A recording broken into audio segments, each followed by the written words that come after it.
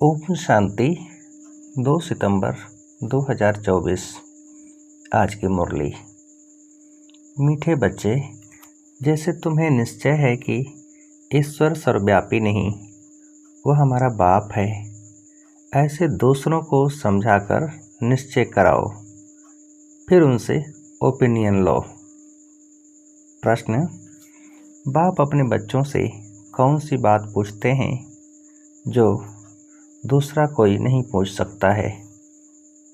उत्तर: बाबा जब बच्चों से मिलते हैं तो पूछते हैं, बच्चे पहले तुम कब मिले हो? जो बच्चे समझे हुए हैं वह झट कहते हैं, हाँ बाबा, हम 5000 वर्ष पहले आपसे मिले थे। जो नहीं समझते हैं वह मूंझ जाते हैं।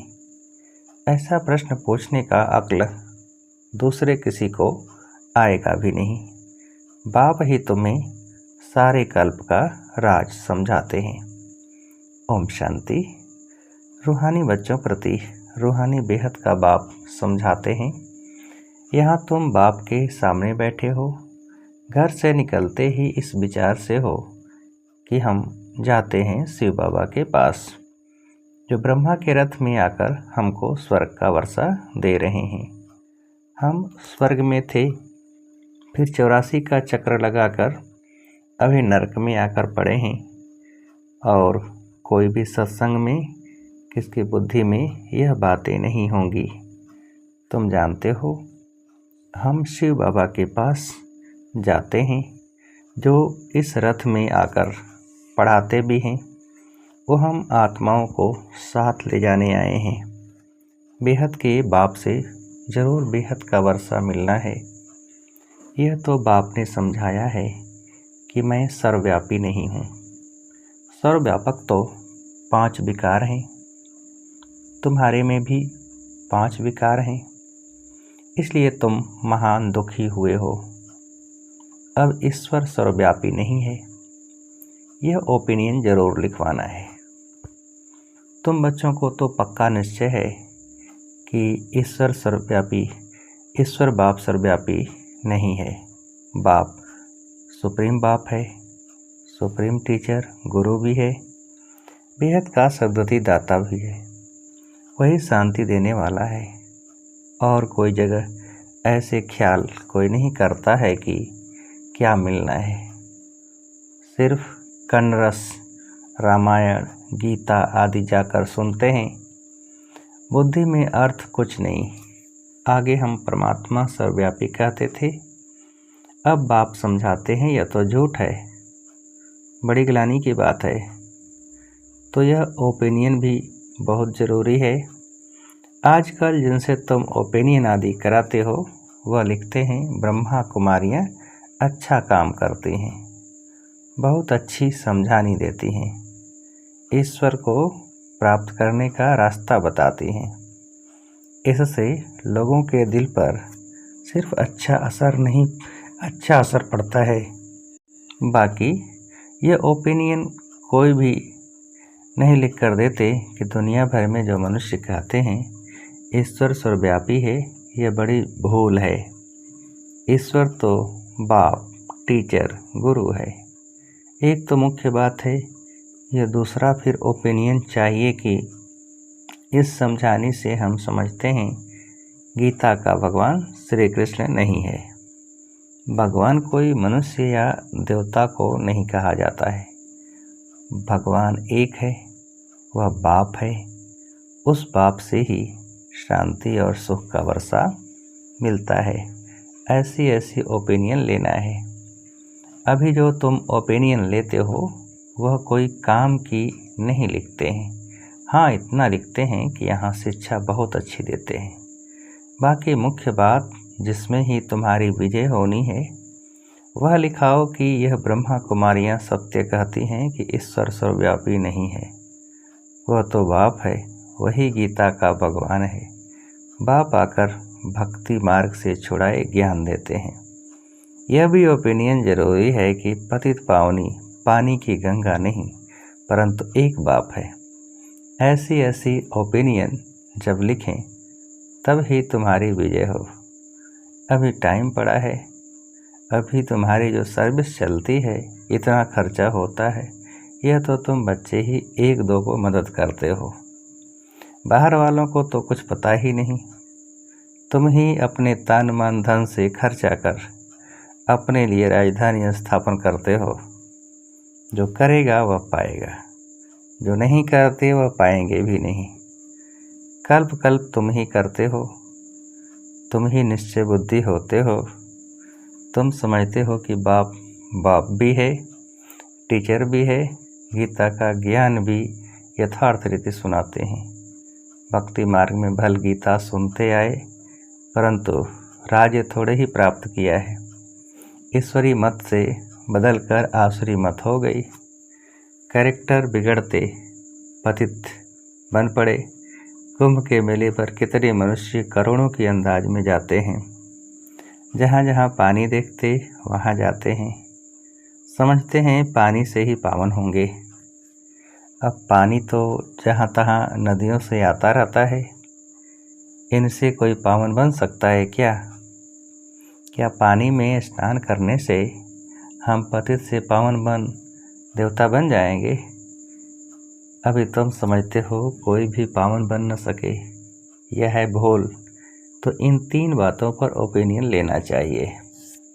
अभी सिर्फ कहते हैं संस्था अच्छी है, तो बहुतों के अंदर जो भ्रांतियां भरी हुई हैं कि ब्रह्मा कुमारियों में जादू है, बगाती हैं, वह ख्यालात दूर हो जाते। क्योंकि आवाज़ तो बहुत फैला हुआ है ना। विलायत तक यह आवाज़ गया था कि इनको 16,108 रानियाँ चाहिए। उनसे 400 मिल गई हैं, क्योंकि उस समय सत्संग में 400 आते थे। बहुतों ने विरोध किया, पिकेटिंग आदि भी करते थे, परंतु बाप के आगे तो कोई भी चल न सके। सब कहते थे यह जादूगर फिर कहाँ से आया। फिर वंडर देखो, बाबा तो कराची में था। आपे ही सारा झुंड आपस में मिलकर भाग आया। कोई को पता नहीं पड़ा कि हमारे घर से कैसे भागे। ये भी ख्याल नहीं किया इतने सब कहाँ जाकर रहेंगे।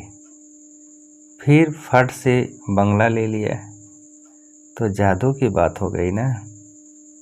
अभी भी कहते रहते हैं यह जादूगरनी है।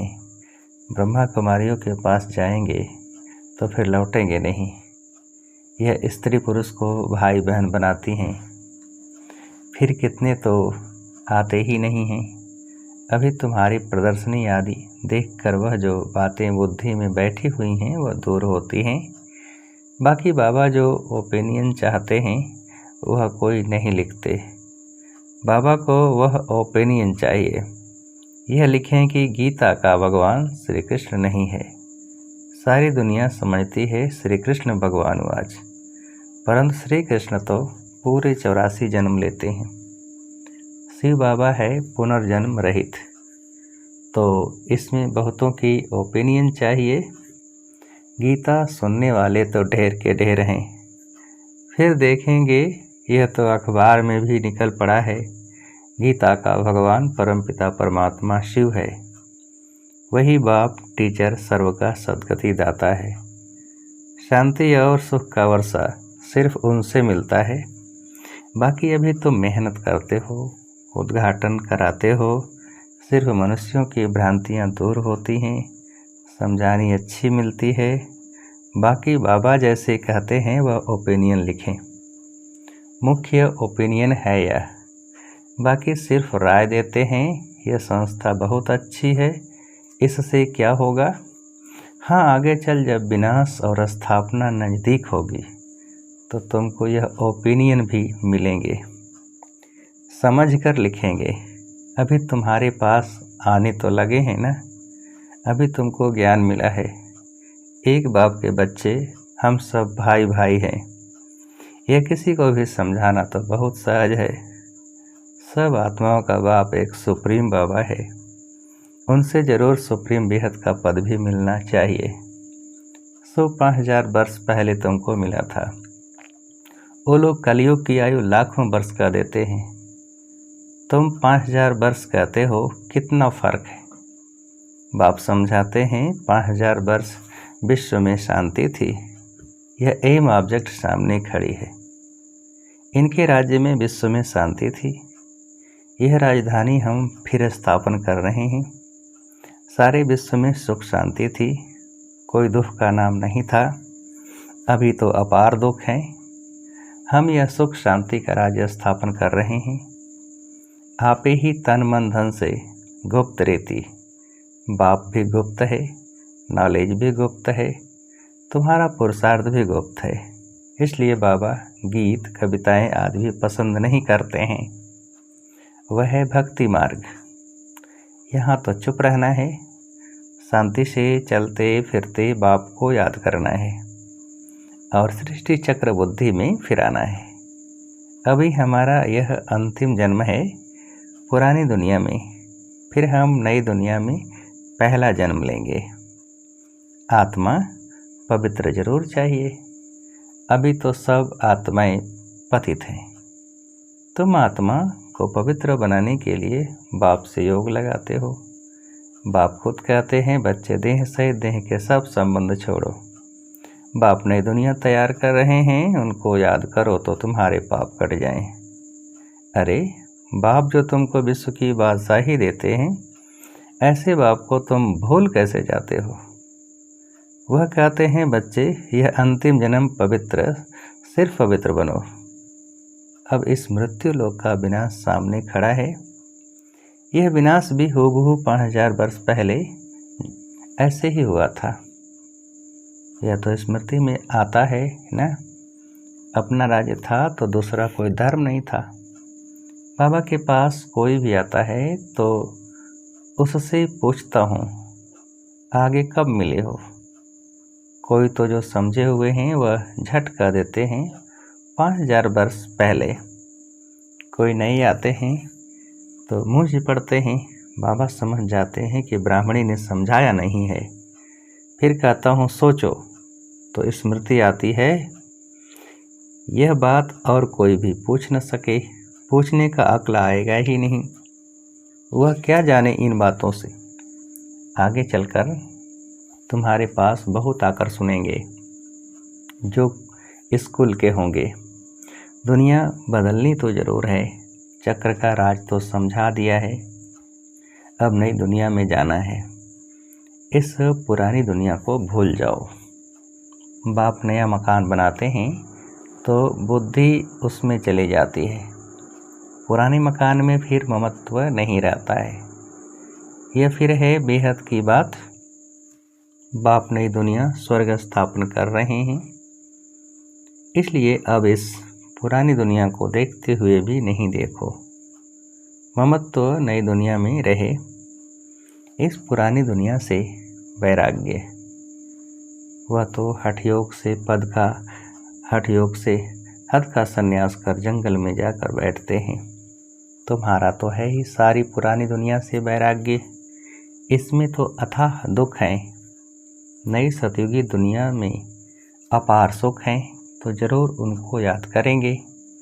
यहाँ सब दुख देने वाले हैं। माँ बाप आदि सब विकारों में फंसा देंगे। बाप कहते हैं काम महाशत्रु है, उनको जीतने से ही तुम जगत जीत बनेंगे।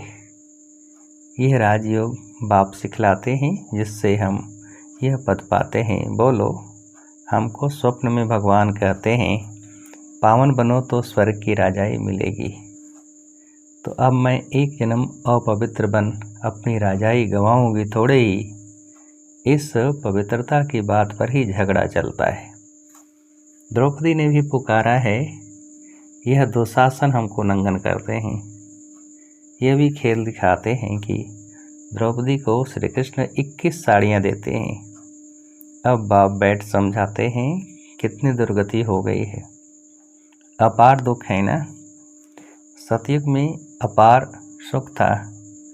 अब मैं आया हूँ अनेक अधर्म का विनाश और एक सत धर्म की स्थापना करने। तुमको राज्य भाग्य देकर वानप्रस्थी में चले जाएंगे। आधा कल फिर मेरी दरकार ही नहीं पड़ेगी। तुम कभी याद भी नहीं करेंगे। तो बाबा समझाते हैं, तुम्हारे लिए जो सबके मन में उल्टा वाइब्रेशन है वह निकलकर ठीक हो रहा है। बाकी मुख्य बात है ओपिनियन लिखा लो, ईश्वर सर्वव्यापी नहीं। उसने तो आकर राजयोग सिखाया है। पतित पावन भी बाप है। पानी की नदियाँ थोड़े ही पावन बना सकेंगी। पानी तो सब जगह होता है। अब बेहद का बाप कहते हैं, अपने को आत्मा समझो, देह सहित देह के सब संबंध छोड़ो। आत्मा ही एक शरीर छोड़ दूसरा लेती है। वह फिर कह देते आत्मा निर्लेप है। आत्मा सो परमात्मा, यह है भक्ति मार्ग की बातें। बच्चे कहते हैं बाबा याद कैसे करें? अरे अपने को आत्मा तो समझते हो ना। आत्मा कितनी छोटी बिंदी है, तो उनका बाप भी इतना छोटा होगा। वह पुनर्जन्म में नहीं आता है। यह बुद्धि में ज्ञान है। बाप याद क्यों नहीं आएगा? चलते फिरते बाप को याद करो। अच्छा बड़ा रूप ही समझो बाप का, परंतु याद तो एक को करो ना, तो तुम्हारे पाप कट जाएं। और तो कोई उपाय है नहीं। जो समझते हैं वह कहते हैं बाबा आपकी याद से हम पावन दुनिया विश्व के मालिक बनते हैं, तो हम क्यों नहीं याद करेंगे? एक दो को भी याद दिलाना है तो पाप कट जाएं। अच्छा, मीठे मीठे सिकिलधे बच्चों प्रति माता पिता बाप दादा का याद प्यार और गुड मॉर्निंग। रूहानी बाप की रूहानी बच्चों को नमस्ते। हम रूहानी बच्चों की रूहानी बाप को नमस्ते। धारणा के लिए मुख्य सार पहली पॉइंट, जैसे बाप और नॉलेज गुप्त है, ऐसे पुरुषार्थ भी गुप्त करना है। गीत कविताओं आदि की बजाय चुप रहना अच्छा है। शांति में चलते फिरते बाप को याद करना है। दूसरी पॉइंट, पुरानी दुनिया बदल रही है, इसलिए इससे ममत्व निकाल देना है। इसे देखते हुए भी नहीं देखना है। बुद्धि नई दुनिया में लगानी है। वरदान, ब्राह्मण जन्म की विशेषता को नेचर बनाने वाले सहज पुरुषार्थी भव। विस्तार, ब्राह्मण जन्म भी विशेष, ब्राह्मण धर्म और कर्म भी विशेष अर्थात सर्वश्रेष्ठ है, क्योंकि ब्राह्मण कर्म में फॉलो साकार ब्रह्मा बाप को करते हैं। तो ब्राह्मणों की नेचर ही विशेष नेचर है। साधारण व मायावी नेचर ब्राह्मणों की नेचर नहीं। सिर्फ यही स्मृति स्वरूप में रहे कि मैं विशेष आत्मा हूँ। जब यह नेचर नेचुरल हो जाएगी, तब बाप समान बनना सहज अनुभव करेंगे। स्मृति स्वरूप सो समर्थी स्वरूप बन जाएंगे। यही सहज पुरुषार्थ है। स्लोगन, पवित्रता और शांति की लाइट चारों ओर फैलाने वाले ही लाइट हाउस हैं। पवित्रता और शांति की लाइट चारों ओर फैलाने वाले ही लाइट हाउस हैं। अच्छा, ओम शांति।